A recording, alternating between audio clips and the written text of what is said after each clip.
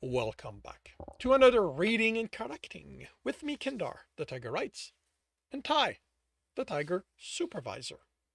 These are where I read a chapter and correct as I go. They are, now, if you want to listen to these live, it's every Tuesday morning, 8 a.m. Eastern Time on Twitch. And today we are doing chapter 20 of A Familiar Death. Urion was pacing in front of the clinic when Marlot parked. He stopped in his track and looked at the car. He hadn't moved again by the time Marlot got out. He slammed the door, making the ram jump. Is this going to be a problem? Urion took a step back. No, of course not. What you do is your own business. His voice trembled. Too bad others don't think like that. Marlot Trembor said. Where's Lamia's house? Marlot asked. It's by the south field. He paused and looked around at the sheep hiding Marlot's car. A few of them were moving around it, looking to be reading every slur written.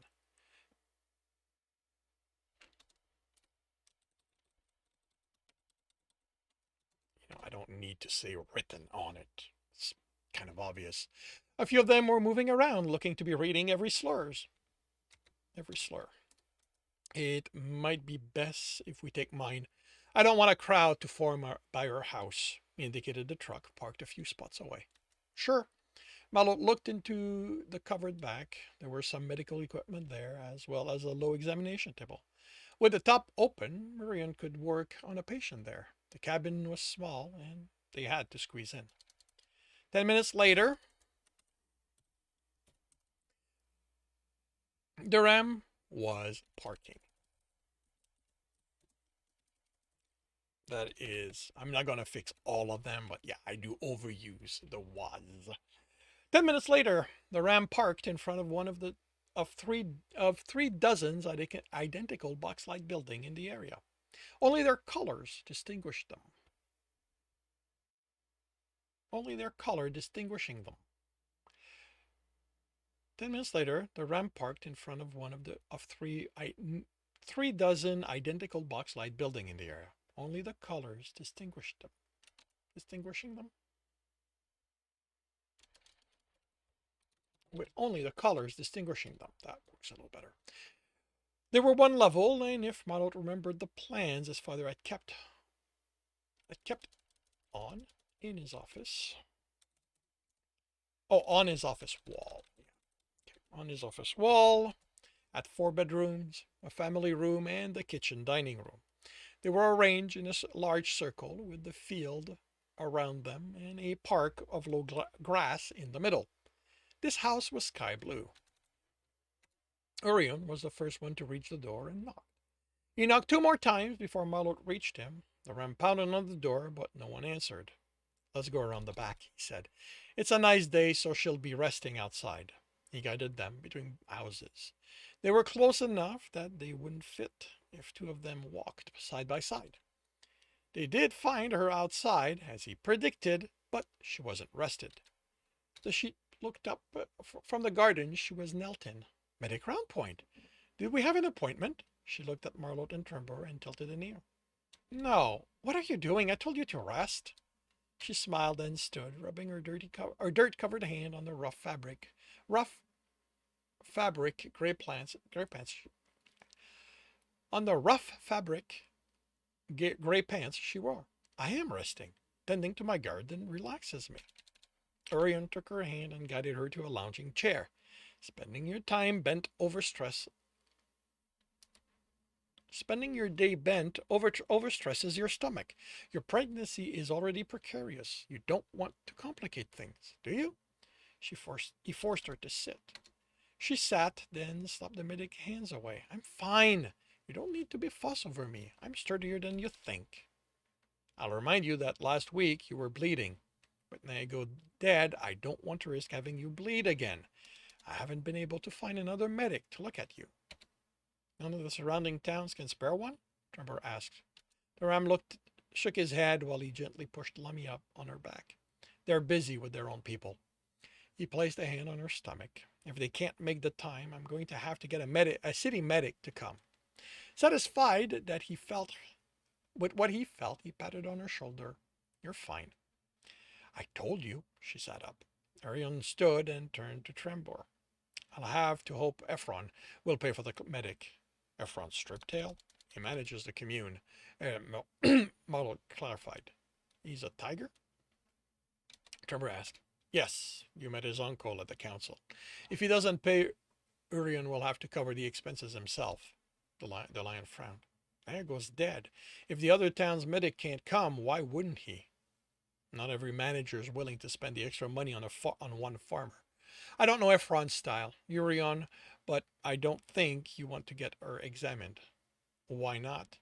Because of who the father is. Malort, the ram looked confused.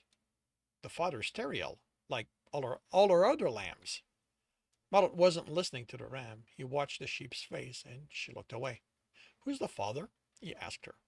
Urian threw his arm in the air. I already told you it's... He happened to look at Lamia as she shook her head. What do you mean? He groaned. Oh, please don't tell me he's a predator. She didn't say anything, but still wouldn't look at him. Lamia, how could you do that? You know what they're going to do if they find out. He reached to put a hand on her shoulder, but she slapped it away. I couldn't tell him no, she said angrily. None of us can. What is she talking about? Trevor asked. Mallow sighed. She doesn't have a productivity rating, remember? If one of the town folks decide to do something to her, it isn't going to cost him anything. I thought they were protecting her, everyone here. They do, Orion said. They keep the vagrants from poaching, they provide the houses they live in and the land they work on.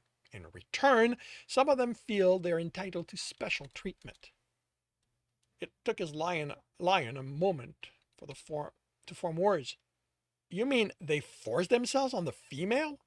And the male, the ram corrected. It isn't just the males from the town that come here.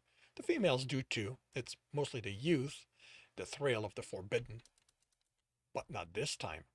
Malot fixed his gaze on the sheep. This time it was an adult, wasn't it, Lamia?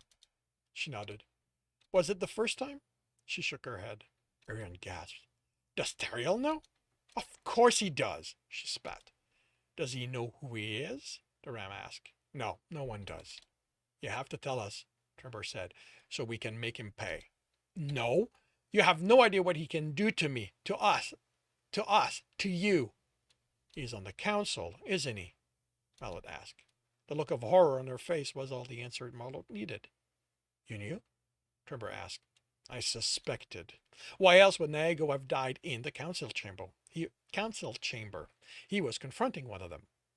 But that doesn't make any sense. They have the money. Why didn't they pay the tax? Because this isn't about money. It's about covering up the fact he had sex with a prey. He's been coming here for a while, hasn't he? She nodded. Years. If he wants to cheat on his mate, this is the best way. None of the sheeps will say anything, and he shouldn't have been able to get one of them pregnant. They aren't genetically compatible.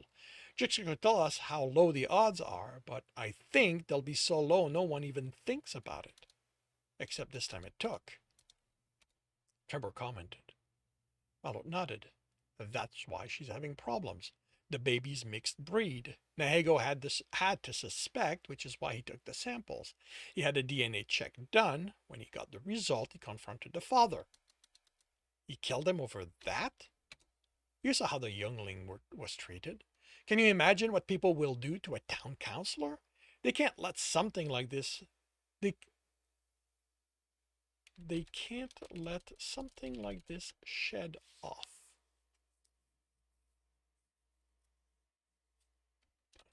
They can't just, this is dialogue, so they can't just shed something like this off. They can't just shed something like this off. He's a councilor, and now there's proof he had sex with a sheep. He won't just lose his position on the council. No one will want to do business with him, and even the rest of his family could be affected. This is going to mean his honor. He's going to be destroyed. And Naego would have exposed him? Mallet opened his muzzle, then closed it. Would Naego have revealed this about a councilor? He thought back on what he remembered of the bear. He was a good person, of that Marlot had no doubt, but he was a product of this town. So Would Nago have exposed him over this? No, I don't think he would have. He wouldn't have been happy, but he was a counselor too. He knew what would happen. So he'd cover it up. Marlot nodded. How far would he have gone? What do you mean? How far along is she? Trembor asked the ram. 14 weeks in. Marlot Trembor nodded. Would he have been willing to abort her? No, of course not, Marlot replied. How can you think that? He was a medic, and it's past the 3 months mark. It would have been predation on someone underage. He told me this place has its own rules. Doesn't matter. Nago wouldn't kill a cub, not when he knew it wouldn't survive. Remember what Jaska said about Aiden's club. It was a feline and canine hybrid, and the odds of surviving until birth of it was a feline and canine hybrid, and the odds of it surviving until birth small. Or small. Sheeps are much different than much different are more different than a predator. The odds of her giving birth are even much. Wow! Holy bleep! Is this clunky? Are even lower. As far as I remember reading up on it, there's never been a viable predator-prey offspring, ever. But would the father know that? Of course he would. Are you sure? I didn't know about it. Even if he did know, how far along would she have to be before the fetus showed sign of being mixed breed? If she carries long enough, he still ends up being exposed. Marlot nodded slowly. You're right. There's no way he'd let the pregnancy continue. With Nago dead, how long until he can find a medic willing to abort her? He isn't going to bother with that. It's simpler for him to just kill her. That way he doesn't risk having her say anything afterward. Marlot turned to Urion, who was holding the shaking sheep's hand. You need to find a few strong males to look after her in case a predator shows up. They'll need to be able to stand up to him, even if he's someone in authority. Durham had trouble finding his voice. You expect one of us to attack a predator? No, I just need them to defend her. What if I lose it? Lemia whispers, you won't have any reason to want me dead then. I'm not doing that, Urion exclaimed. I don't think it's going to matter. He can't take any chances. Urion, you have to get them here as soon as possible. Marlot grabbed his lion. We need to get back to town. His lion let himself be dragged to the truck. What are you planning on doing? Marlot opened his mouth, then realized how stupid his half-formed plan was. He shook his head and sighed. I don't know. I can't barge in there and yelled that one of them had sex with a sheep. The end of Trembor's lips quirked up. That was the plan? It's the first thing that popped in my head, but they wouldn't believe me. Now that we know what this is about, do you think you can convince the lab to give you the results? There's only one of each in the council. We know the species, we know the culprit. Do you think it's the tiger? This is his family's commune. Marlot shook his head. He wouldn't be that stupid. If he wanted to have sex with a sheep, he'd go to someone else's commune. As for the lab, I don't know if this is going to be enough, but I can try. As he pulled his pad out, Lamia screamed. And this concludes chapter 20 of A Familiar Death. If you are enjoying this, please leave a like. If you want to know when the next chapter is going to be, subscribe and hit the bell. If you want to read the book, as well as the other in the series, they are available on all major retailers. If you want to support me directly, that's on my Patreon, where you can also get access to just about everything I've written. If you want to listen to these live, it's every Tuesday morning, 8 a.m. Eastern Time on Twitch. The links are in the notes, and with that, I shall wish you a good day.